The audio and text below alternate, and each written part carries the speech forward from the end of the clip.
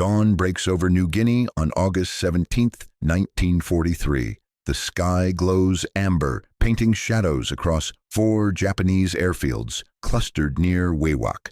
At Borum Airfield, ground crews are warming up 60 fighters, Nakajima Ki 43 Hayabusas parked wingtip to wingtip in neat rows. The pilots are still drinking their morning tea. They have no idea what's about to hit them.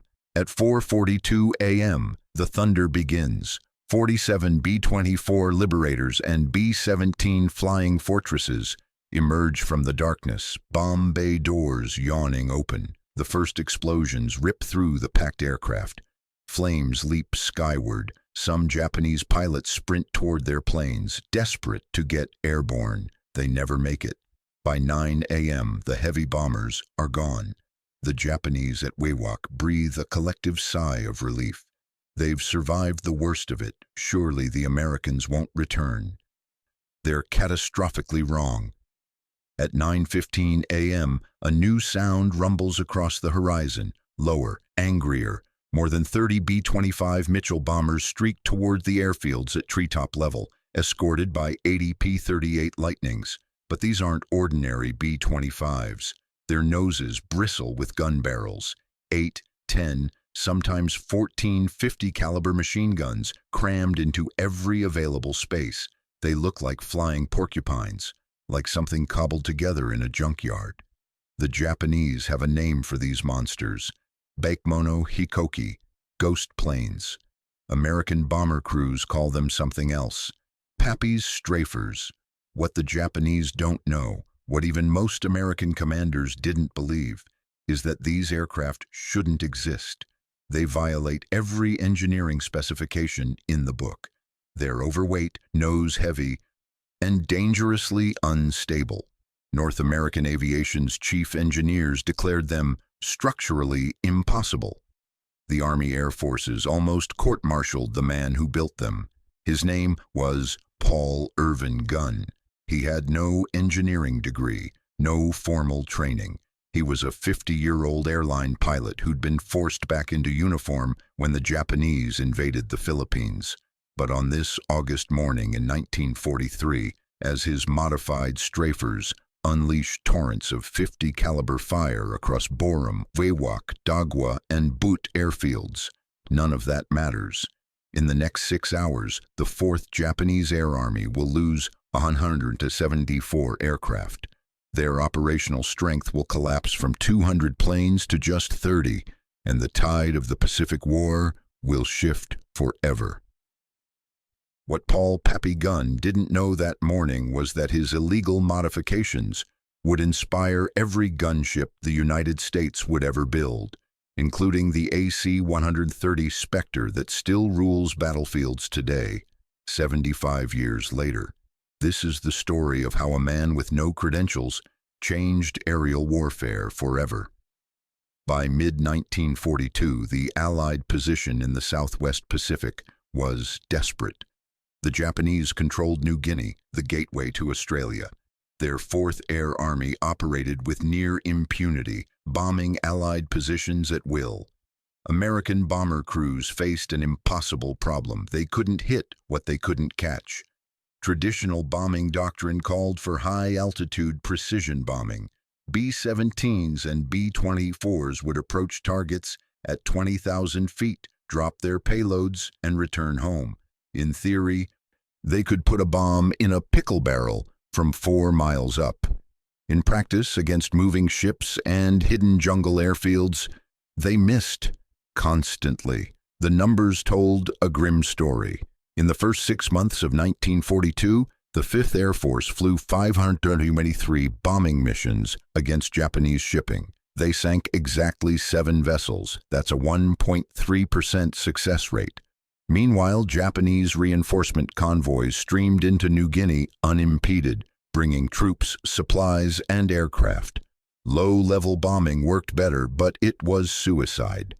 At 500 feet, bombers became easy targets for anti-aircraft fire. Planes were shot down before they could release their payloads. Those that survived often got caught in their own bomb blasts. The expert consensus was unanimous. Medium bombers were worthless for ground attack. They were too slow, too vulnerable, and couldn't carry enough forward-firing armament to suppress enemy defenses.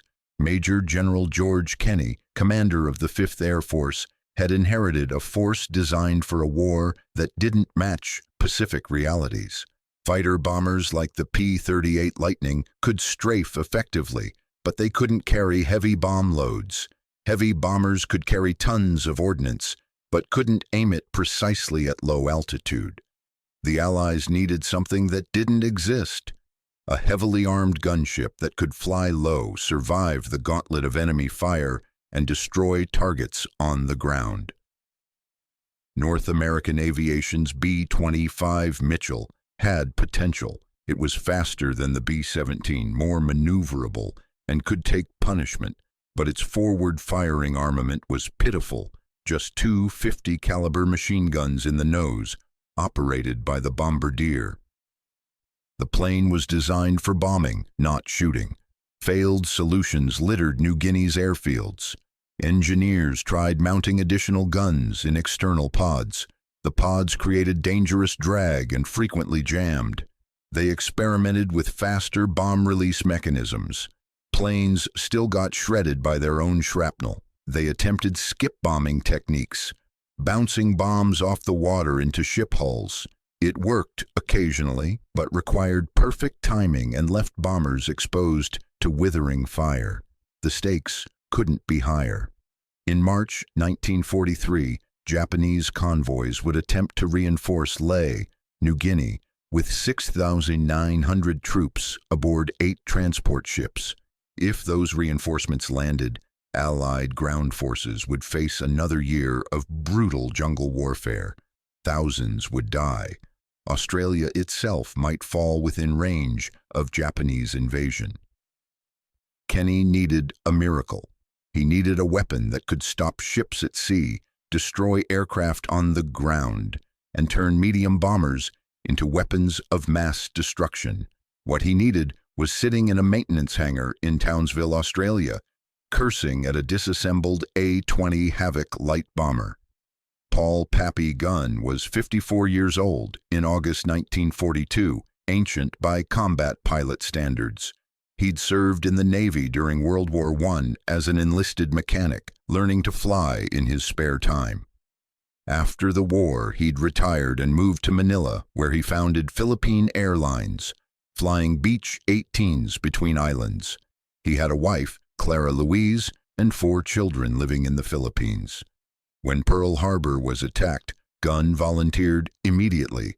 He flew evacuation missions, ferrying refugees to Australia as Japanese forces swept across the Philippines. On one of his final flights out of Bataan, he had to leave his family behind. They were captured and interned at Santo Tomas prison camp in Manila. Pappy Gun had a score to settle, and he was about to settle it with firepower. Captain Paul Gunn stands in a sweltering maintenance hangar outside Townsville, Australia, staring at an A-20 Havoc bomber with pure disgust. It's August 1942, and the 5th Air Force has just assigned him as maintenance officer for the 3rd Bombardment Group. The job is supposed to keep him away from combat. It's supposed to be safe. Gunn hates it. He's an airline pilot, a civilian who knows how to fix engines and keep planes flying on shoestring budgets. He has no engineering degree from MIT. No blueprints from North American Aviation. No formal weapons training. What he has is rage, creativity, and an absolute refusal to accept that things can't be done. The A-20 in front of him has 2 50-caliber machine guns in the nose and 4 30-caliber guns along the fuselage. Against Japanese fighters and ground positions, it's like throwing rocks at a tank. Gunn has just returned from a combat mission where he watched 3 A-20s get shot down trying to suppress a single Japanese airfield. The planes simply didn't have enough firepower to silence enemy guns before making their bombing runs. "This is goddamn useless," Gunn mutters, yanking the bombardier's clear plexiglass nose section off the A-20. His crew, enlisted mechanics who've watched him work for weeks, exchange nervous glances. "Sir, that's the bomb-aiming station," Sergeant First Class Harold Mall says carefully. "The bombardier needs that." "The bombardier's a target," Gunn snaps back. "He sits in a glass bubble waiting to get shot. We're not bombing from altitude anymore. We're going in at wave top level. We need guns, not bomb sites." He's already sketching modifications on a grease-stained notepad. The insight crystallizes in his mind. If they're attacking at 200 feet, they don't need precision bomb sites. They need overwhelming suppressive fire. They need to turn bombers into flying gun platforms. "Strip everything out of the nose," Gunn orders. "Bombardier station, navigator station, all of it. I want 4 50 caliber machine guns mounted where that glass was. Forward firing, fixed position. And I want gun pods on the fuselage sides. 4 more 50s. The mechanics stare at him like he's suggested flying to the moon. "Captain, that's not how—" Maul begins. "I know it's not how," Gunn interrupts. "That's why we're losing. Now get me 4 50s from that wrecked B-17 on the flight line, and find me some ammunition feed systems." He's already mentally calculating weight distribution, recoil forces, ammunition loads. He has no formal training for this, no manuals to consult. But he spent years keeping decrepit Philippine Airlines planes flying with spare parts and ingenuity. This is just another mechanical problem, a bigger, deadlier, more beautiful problem. "Sir," Maul says quietly, "if this doesn't work, if this plane becomes unstable—" Gunn looks at him with eyes that haven't forgotten Santo Tomas prison camp, haven't forgotten his wife and children behind barbed wire. "Then I'll test it myself," he says, "because I'm not watching another crew die in an undergunned plane while my family rots in a Japanese prison. Now move." The transformation begins. For 3 weeks, Gunn's team works in secrecy. They operate at night, away from the main flight line, because what they're doing isn't technically authorized. They haven't submitted the modifications for engineering review, haven't received approval from North American Aviation, haven't waited for the glacial machinery of military bureaucracy to stamp forms in triplicate. They're building a weapon the Army Air Forces didn't ask for. The forward gun installation is the hardest part. Gunn mounts 4 50 caliber Browning machine guns where the bombardier used to sit, angled slightly downward. Each gun feeds from ammunition boxes holding 400 rounds. The total weight, 720 pounds, all concentrated in the nose. The A-20 wasn't designed for this. The center of gravity shifts forward dangerously. "It's going to be nose-heavy as hell," Sergeant Maul warns. "Then we'll compensate with tail weight," Gunn replies, already moving ammunition stores rearward. They add 4 more 50 caliber guns in external fuselage pods, 2 per side. The pods create drag, but Gunn accepts the trade-off. Total armament, 8 forward-firing 50 caliber machine guns, plus the existing defensive turrets. When all 8 nose and fuselage guns fire simultaneously, the plane spits out 800 rounds per minute of 50 caliber devastation. It's a flying buzzsaw. On September 3, 1942, Gunn conducts the first test flight personally. He climbs into the pilot's seat of his Frankenstein creation, runs through the pre-flight checklist, and taxis to the runway. The ground crew watches nervously. Some are taking bets on whether he'll crash. The engines roar. The modified A-20 accelerates down the runway and lifts off.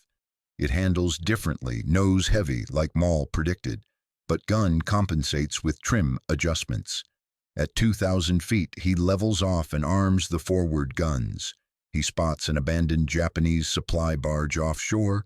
Perfect target.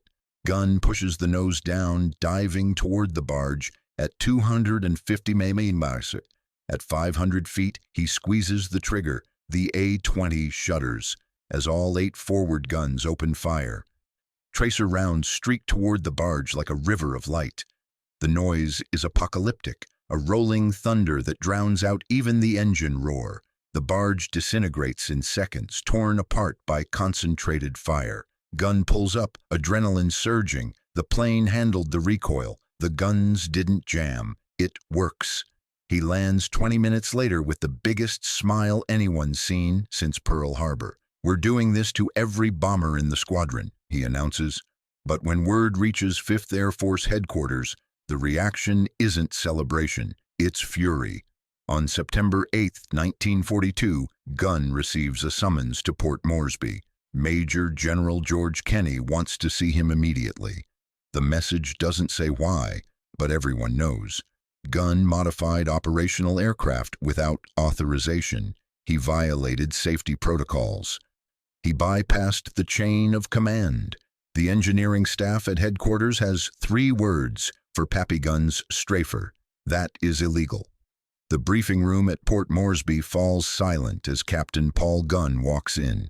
20 officers are already seated, engineers, operations staff, and senior commanders. At the head of the table sits Major General George C. Kenney, commander of the 5th Air Force. Kenney is 53, a veteran of World War I aerial combat and known for creative thinking, but he's also a stickler for following procedure. The engineering staff has already briefed him on Gunn's unauthorized modifications. "Captain Gunn," Kenney begins, his voice neutral, "I understand you've been busy." "Yes, sir." "You've modified an operational A-20 bomber without submitting engineering specifications, without stress testing, without approval from North American Aviation or from this command." "Yes, sir." Major Robert Walsh, Chief Engineering Officer, stands abruptly. He's holding a technical manual and his face is red. "General, what Captain Gunn has done is not only unauthorized, it's dangerous," Walsh says. "He's mounted 720 pounds of armament in the forward fuselage of an aircraft never designed for that weight distribution. The center of gravity is completely wrong. Those guns could tear the nose structure apart under sustained fire. This modification could kill every crew that flies it." The room erupts. Officers shout overlapping objections. The recoil forces alone. No engineering analysis. Compromised structural integrity. He could face court-martial for... Kenney raises his hand. Silence returns. "Captain Gunn," Kenney says quietly, "what do you say to Major Walsh's concerns?" Gunn meets his gaze steadily. "I say I test flew it myself, sir. I fired all 8 guns at 200 km in a dive. The plane handled it, the structure held, and I destroyed a target in one pass that would have required 3 conventional bombing runs." "That's anecdotal," Walsh snaps. "One test flight doesn't prove—" "Then let me prove it in combat," Gunn interrupts. He turns to Kenney. "Sir, we've got a Japanese airfield at Buna that's been hitting our supply lines for 3 months. Give me 16 strafers and 3 days. If I can't knock that airfield out of commission, I'll personally dismantle every modification and never touch another aircraft." Walsh starts to object again, but Kenney silences him with a look. "What about crew safety, Captain? How do you know these modifications won't fail under combat stress?" "Because I'll lead every mission myself," Gunn says. "If my planes fail, I fail first." The room goes quiet. This is the moment, the pivot point. Kenney stares at Gunn, weighing risk against desperation. The 5th Air Force is losing the air war. Conventional tactics aren't working. The Japanese are reinforcing faster than the Allies can stop them. Kenney makes his decision. "Major Walsh," he says slowly, "how long would it take to properly engineer and test Captain Gunn's modifications through official channels?" Walsh blinks. 6 months, minimum, probably longer. We'd need North American Aviation to... "We don't have 6 months," Kenney says flatly. "We might not have 6 weeks. The Japanese are planning a major offensive." He turns to Gunn. "You get your 16 strafers, Captain, but you're upgrading to major as of today. because I want you to have command authority. And if a single plane breaks apart because of your modifications, I'm holding you personally responsible." "Understood, sir." "One more thing," Kenny adds. "If this works, if your strafers can do what you claim, I want B-25 Mitchells converted too. Same armament package, but heavier. Can you do that?" Gunn doesn't hesitate. "Yes, sir. I'll need 3 months and access to spare parts from damaged aircraft. You'll have it. Now get out of here before Major Walsh has an aneurysm." As Gunn salutes and leaves, Walsh leans toward Kenny. "Sir, this is reckless. If those planes fail, then we're no worse off than we are now," Kenny says. "But if Gunn is right, if he's actually turned medium bombers into effective strafers, we might have a weapon the Japanese can't counter." He looks out the window toward the flight line, where mechanics are already beginning conversions on more A-20s. "Sometimes, Major, you have to let the mavericks run, because they see solutions the rest of us are too cautious to imagine." If you're enjoying this story of innovation under fire, hit that subscribe button and ring the notification bell. We're uncovering forgotten stories of military ingenuity every week. Now, let's see how Pappy's gamble paid off in combat. September 12, 1942, dawn, over New Guinea. Major Paul Pappy Gun climbs into the cockpit of the lead A-20 Strafer, now bearing the nickname Out of Stock, a joke about how he'd scoured every Allied base in Australia for spare guns and parts. Behind him, 15 more converted A-20s warm their engines. Each carries 8 forward-firing 50-caliber machine guns and a belly full of 23-pound parachute fragmentation bombs, parafrags that Gunn also helped develop. The small parachutes slow the bombs just enough so the low-flying attacker can escape the blast radius. The target, Buna Airfield on New Guinea's northern coast. Intelligence reports show 30 Japanese aircraft parked there, along with significant anti-aircraft defenses. Previous high-altitude raids have failed to knock the airfield out of operation. "All aircraft, this is Black Leader," Gunn radios. "We're going in at 200 feet. Don't climb. Don't hesitate. Pour fire into everything that moves." The 16 strafers drop to wave-top altitude and streak toward Buna. Japanese radar operators spot them coming, but there's barely time to sound the alert before the strafers are overhead. Gunn's plane is the first across the airfield. His 8 forward guns open fire simultaneously. The effect is devastating. Tracers tear through parked aircraft, fuel trucks, and ammunition dumps. Explosions ripple across the tarmac. Behind Gunn, the other 15 strafers add their firepower, each plane unleashing 800 rounds per minute. Japanese anti-aircraft crews scramble to their guns, but the American strafers are too fast and too low. By the time the defenders acquire targets, the A-20s are already past them, dropping parafrags that crater runways and set buildings ablaze. The entire attack lasts 8 minutes. When the strafers return to base, damage assessment photos reveal stunning results. 22 Japanese aircraft destroyed on the ground, 3 more shot down trying to intercept, fuel storage demolished, and the runway rendered unusable for 5 days. Allied losses, 0 aircraft. The data speaks for itself. Traditional bombing raids against Buna had achieved a 12% target destruction rate. Gunn's strafers achieved 73% in a single pass. General Kenny is convinced. He immediately orders Gunn to begin converting B-25 Mitchells, using the same concept but even more heavily armed. By November 1942, Gunn's team has created B-25 strafers with up to 14 forward-firing 50-caliber machine guns, 8 in the nose, 4 in fuselage pods, and 2 more in cheek positions. The proof comes on March 3, 1943, during the Battle of the Bismarck Sea. Japanese intelligence reports a convoy of 8 transport ships and 8 destroyers leaving Rabaul, carrying 6,900 troops, to reinforce Lae, New Guinea. The convoy commander, Rear Admiral Masatomi Kimura, believes his ships are safe because Allied bombers have never been able to inflict significant damage on moving naval targets. He's catastrophically wrong. On March 2nd, reconnaissance planes spot the convoy. On March 3rd, at dawn, the attack begins. 13 B-17s conduct high-altitude bombing, scoring some hits and forcing the convoy to scatter. Then, at 10 a.m., 12 of Pappy Gun's B-25 strafers from the 3rd Bombardment Group arrive. Captain Edward Jock Hennebrey leads the strafer attack in his B-25, nicknamed Naughty Nan. He drops to 50 feet above the waves, so low that spray from the prop wash soaks the windscreen. His 14 forward guns open fire.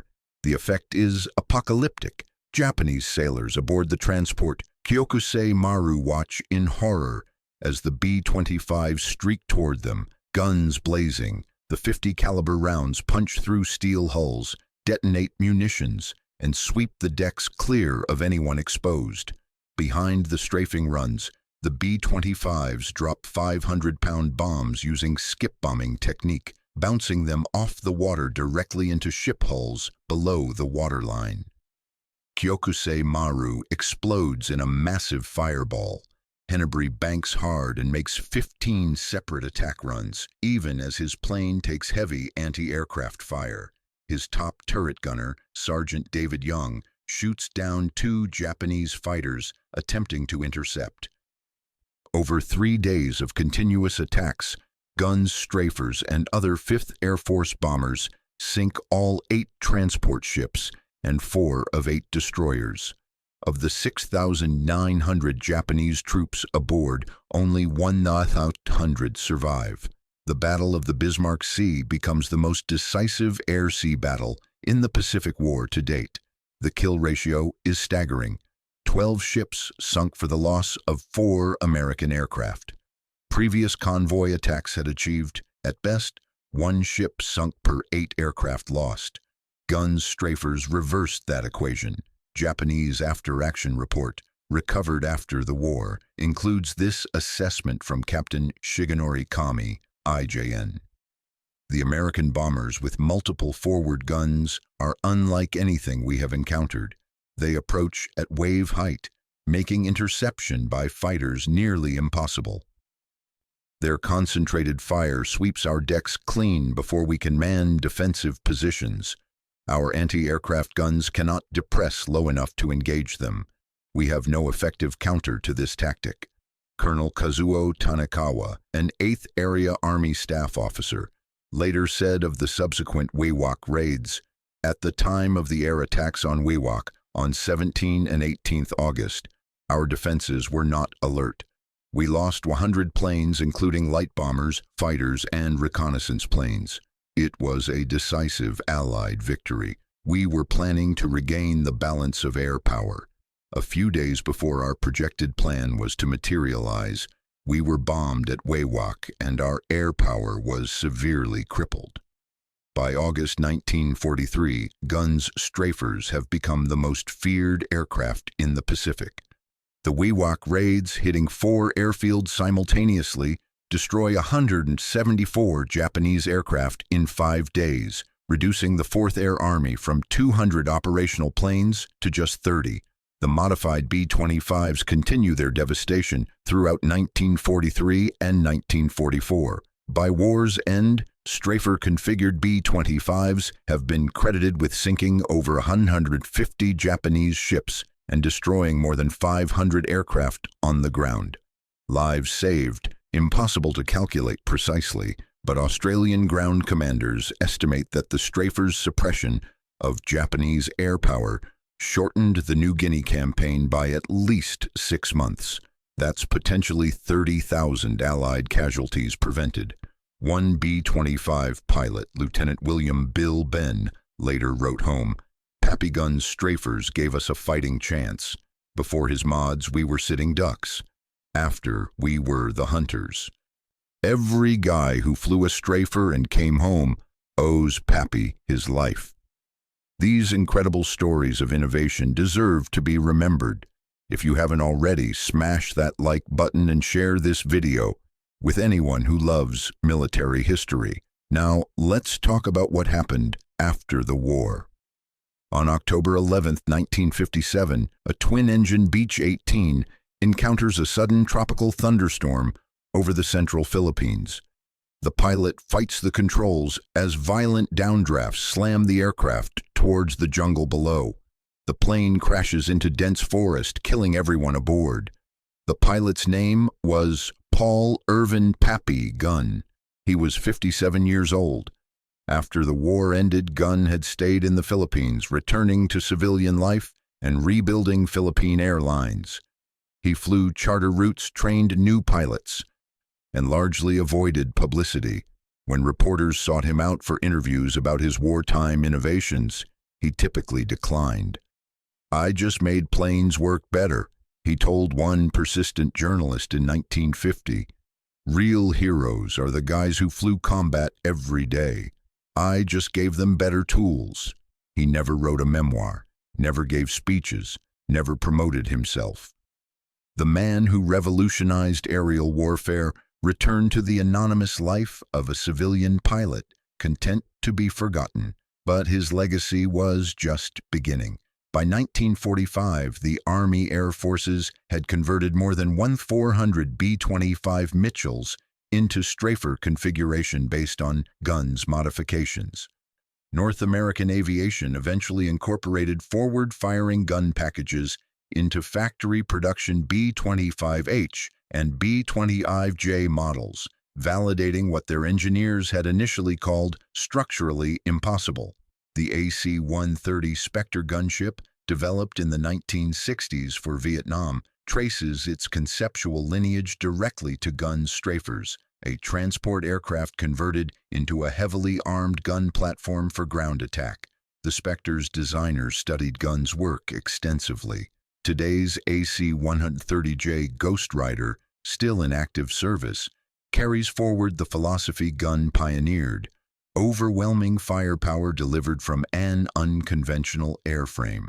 The United States Air Force Armament Museum at Eglin Air Force Base, Florida, displays one of the few surviving B-25 strafers. A small placard credits Major Paul Y. Gunn with the design modifications. Most visitors walk past it without stopping. Gunn's military decorations included 2 distinguished flying crosses, the Silver Star, the Legion of Merit, the Air Medal, and 9 Purple Hearts, evidence of his multiple combat wounds. He was nominated for the Medal of Honor twice. Both nominations were downgraded, partly because his modifications were still officially controversial within military procurement circles. His family was finally liberated from Santo Tomas prison camp in February 1945.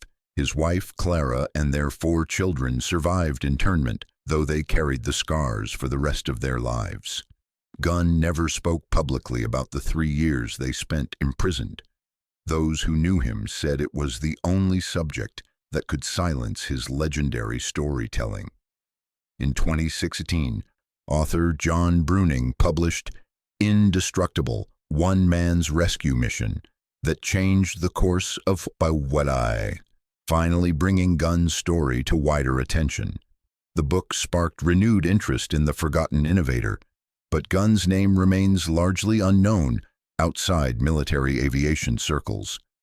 The moral lesson of Pappy Gun's story isn't about guns or bombs or technical specifications.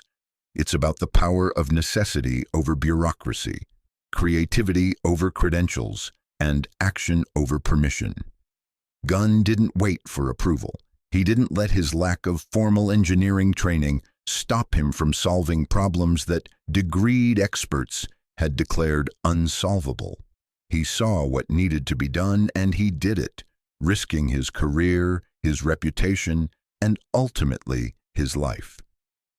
In a military culture that prizes hierarchy and procedure, Pappy Gun proved that sometimes the most important innovations come from the mavericks who refuse to accept that things can't be done. The Japanese had a name for his strafers, Bakemono Hikoki, ghost planes. But the real ghost is Pappy Gun himself, a hero who changed warfare forever and then disappeared back into the ordinary world, content to be forgotten. We shouldn't let him be.